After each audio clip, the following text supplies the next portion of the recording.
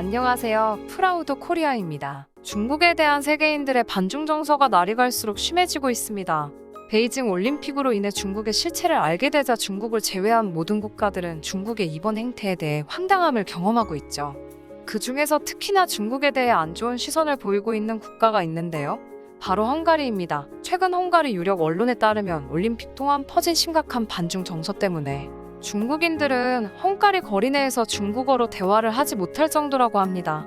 실제로 헝가리 현지에서 유학하고 있는 중국인들은 레스토랑에서 밥을 먹다가도 눈치를 보고 있다죠. 예전 코로나19 때에도 중국인들을 향한 눈에 띄는 차별이 없었던 헝가리에서 중국인 사절이라 적힌 문구를 쉽게 찾아볼 수 있으며 이런 모습이 이젠 헝가리 내에서는 남일이 아니게 된 것입니다. 그런데 도대체 무슨 일 때문에 중국에 대한 정서가 이렇게 바뀌었을까요? 아마 어느 정도 예상하셨던 분들도 있으시겠지만 문제의 시작은 역시나 베이징 올림픽입니다. 헝가리는 우리나라와 마찬가지로 남자 1000m 쇼트트랙 경기에서 노골적인 편파 판정의 희생양이 됐기 때문이죠. 중국 최고의 반치광 런치웨이 때문에 코앞에서 금메달을 뺏긴 유사오린 산도르 선수는 물론이고 코치 겸 매니저인 아코스 바나디도 인터뷰에서 울분을 토했습니다. 그는 공정한 결정이라 생각하지 않는다? 경기 초반부에 반복적으로 반칙을 범했는데도 중국 선수는 아무런 페널티도 받지 않았다고 억울한 심정을 드러냈죠. 이번 베이징 올림픽에서 헝가리는 종합순위 20위를 달성했는데 금메달은 한 개로 마감하여 귀하디 귀한 금메달을 놓친 셈이기 때문에 그날 헝가리 사람들은 모두가 한마음으로 울었다고 합니다. 이렇듯 국민 모두가 붕괴한 사건이라 헝가리 사람들은 기분이 나빠서 올림픽을 더 이상 시청하지 않겠다는 사람들도 늘고 있는 추세라고 합니다. 결국 헝가리는 우리와 마찬가지로 IOC에 항의 사안을 발송하고 쇼트트랙 주심에 대한 윤리 조사를 요구하기도 했습니다. 이처럼 국민 감정이 격화되다 보니 헝가리 내에서는 결코 중국을 믿어서는 안 된다는 말이 흘러나오고 있는데요. 그런데 중국에게는 엄청난 반감이 있지만 같은 동양인임에도 헝가리는 한국과의 관계가 매우 돈독하다고 합니다. 실제로 닮은 점도 많아 한국과 헝가리는 수교를 한 지 30년이 넘게 우정을 이어가고 있죠. 예전 19년도에 수교 30주년을 맞아 당시 문희상 국회의장은 한국과 헝가리는 참 많이 닮은 나라이자 짙은 인연이 있는 나라라며 양국 관계가 더욱 발전하기를 기원한다는 말을 남겼죠. 실제로 한국과 헝가리는 같은 우랄 알타이어를 써서 생년월일이나 주소 표기 등 어순이 같을 뿐더러 육개장과 비슷한 헝가리 수프인 굴라시를 봐도 두 나라는 매운맛을 좋아한다는 공통점도 갖고 있습니다. 또한 제국까지 이룬 헝가리가 토지의 75%를 외세에 빼앗기고도 민족 주체성을 잃지 않는 끈기를 지닌 점도 한국과 유사하다고 볼 수 있습니다. 이처럼 헝가리와 우리나라는 닮은 점도 있지만 수교하기 훨씬 이전부터 우리나라와 매우 특별한 인연을 계속 이어가고 있습니다.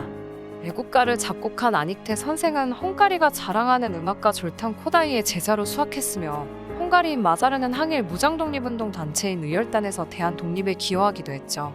또 헝가리는 공산국가였던 1989년 당시 공산국가 중 가장 먼저 우리나라와 수교에 일찌감치 연을 맺었고 예전에는 유럽 국가 중 최초로 드라마 대장금을 국영방송에 내보내 한류 열풍에 불을 붙이기도 했습니다. 최근 들어서도 여전히 헝가리인들은 우리 문화에 푹 빠져 산다고 하는데요. 그 규모는 점점 커지고 있다고 합니다. 그래서 한국 문화를 사랑하는 헝가리인들이 모여 헝가리 현지에서 문화재단도 만들었다고 합니다. 전 세계 곳곳이 현지 한국 문화 동호회는 많이 있지만 동호회가 모여 사단법인 설립 신고를 하고 활동에 나선 것은 헝가리가 처음이라고 하는데요. 재단 총회원 수는 무려 200명이라고 합니다. 초대 문화재단 회장으로 선임된 주전나 에스테르고미 씨는 문화원 주관 행사에서 전통무용 공연을 하면서 헝가리에 다른 많은 한국 문화 동호회가 있다는 걸 알고 함께하는 모임을 만들었다며 헝가리 청소년들에게 한국 문화의 아름다움을 알리고 그들이 직접 참여할 수 있는 다양한 프로그램을 운영하겠다며 의지를 보였죠. 주헝가리 임근영 대사는 전 세계 30여 개 한국문화원 가운데 이런 재단이 있는 곳은 헝가리가 유일하다고 놀라운 반응을 보이기도 했죠. 이렇듯 헝가리는 케이팝처럼 문화뿐만이 아니라 2020년대 이후 들어서도 꾸준히 우리나라와 여러 산업과 관련하여 교역을 이어가고 있습니다. 한편 헝가리 사람들의 한국에 대한 사랑은 자국에서만 볼 수 있는 것은 아닙니다. 이렇게 한국과의 끈끈한 인연을 맺기 위해 어마어마한 역할을 한 사람이 있는데요. 바로 주한 헝가리 대사 초모모세입니다. 가족의 절반이 한국인이라는 헝가리 대사, 그는 누구일까요? 초모모세 대사는 한국국제교류재단의 한국어 연수 장학금을 밟아 공부한 수백 명의 외국인 학생 중 최초로 대한민국에서 대사가 된 사람인데요.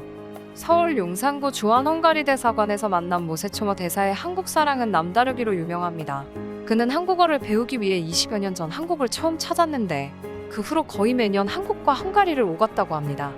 그러한 결과로 2018년 9월부터 헝가리 대사로 부임해 2019년에는 양국 수교 30주년을 맞아 눈코 뜰 새 없이 양국의 주요 인사들을 만나며 바쁜 시간을 보냈다고 합니다.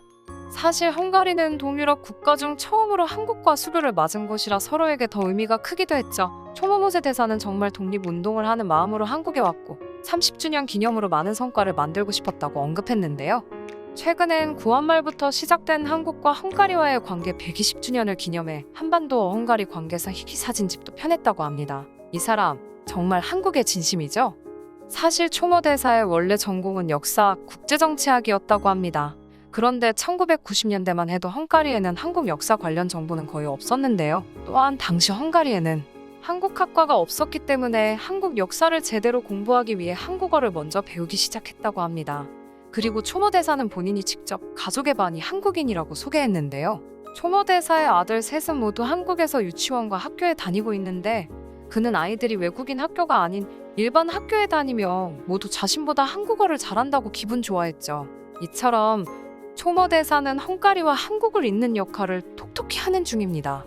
이처럼 헝가리 외에도 우리나라의 매너와 문화에 매료되어 한국을 사랑하는 국가는 날이 갈수록 증가하고 있는 추세입니다. 2020년에 해외문화홍보원에서 국가이미지 조사 보고에서는 주요국들의 국가이미지 평가를 진행했는데 주요국들의 대부분의 평가에서 유독 일본만 한국을 부정적으로 평가하는 비율이 높았고 나머지 국가들은 대부분 긍정의 비율이 70%를 넘겼습니다. 이는 여러분들이 금방 떠올릴 만큼 K-팝과 드라마처럼 K-컨텐츠의 역할이 매우 크다고 볼 수 있는데요. 한국을 좋아하는 이유 중 무려 20%에 육박할 정도로 세계인의 호감도를 바꾸는데 큰 기여를 했습니다. 그리고 이외에도 한국인의 근면성실성이 잘 반영되어 있는 경제성장, 기술개발, IT 때문에 한국을 알았다는 항목도 많았습니다. 그리고 앞서 말씀드렸듯이 일본은 불과 1년 전만 해도 우리나라를 좋아하는 사람들이 별로 없었습니다. 그런데 요즘엔 일본에서 한국에 대한 호감도가 반등했고 오히려 중국에 대한 반감은 엄청나게 커졌다는 조사 결과가 나왔다고 합니다. 동아시아 연구원과 일본 비영리 싱크탱크 갤로넴피오가 진행한 조사에 따르면 앞선 조사에서 매우 낮은 비율로 한국을 좋아한다고 했던 일본인들이 중국이 더 싫다며 반대표를 던지는 사람들이 폭증하고 있다고 합니다. 이번 올림픽이 끝나고 일본인의 반중 정서는 더욱더 확대되지 않을까 싶네요. 이러한 분위기는 미국에서도 느껴진다고 합니다. 미국의 샌프란시스코 차이나타운은 1848년 생긴 미국에서 가장 유서 깊은 차이나타운인데요. 캘리포니아 골드러시 시대 값싼 노동력이 필요하자 홍콩과 가까웠던 광둥성 출신 중국인들이 태평양을 건너 들어와 형성한 곳이며 거리를 가득 채운 중국 음식점과 각종 상점들은 항상 고객으로 넘쳐났을 정도로 불황을 몰랐던 지역이었죠. 그랬던 샌프란시스코 차이나타운에선 현재 수십 년 된 중국 음식점들이 임대료를 못내 하나둘씩 문을 닫고 있다고 합니다. 미국의 일간지 워싱턴 포스트는 미국 주요 대도시의 차이나타운들이 불황에 허덕이며 몰락 위기로 내몰리고 있다고 보도했습니다. 이는 어찌 보면 중국이 자초한 결과라고도 볼 수 있는데요.